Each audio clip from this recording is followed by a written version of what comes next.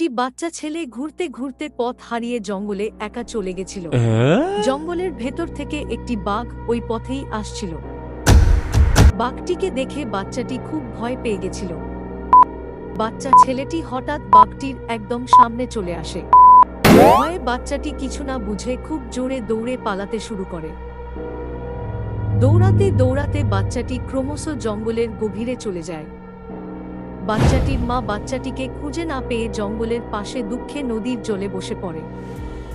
মা কিছু বুঝতে না পেরে নিজের মনে ভগবানকে স্মরণ করে। অতঃপর আকাশ থেকে একটি জ্যোতি বেরিয়ে আসে। বাচ্চাটির মা দেখে ওই জ্যোতি থেকে ভগবানকে স্পষ্ট দেখা যাচ্ছে। ভগবানকে দেখে বাঘটি ভয় পেয়ে যায়। বাঘটি এরপর ভগবানকে প্রণাম করে। এরপর বাঘটি ক্রমশ জঙ্গলের দিকে এগিয়ে যায়। তারপর বাঘটি জঙ্গলে বসে খাওয়ারের অপেক্ষা করতে থাকে।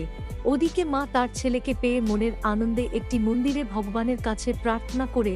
এর থেকে আমরা এটাই শিখলাম যে ভগবান হলো সর্বশক্তিমান। গল্পটি ভালো লাগলে লাইক ও শেয়ার করবেন।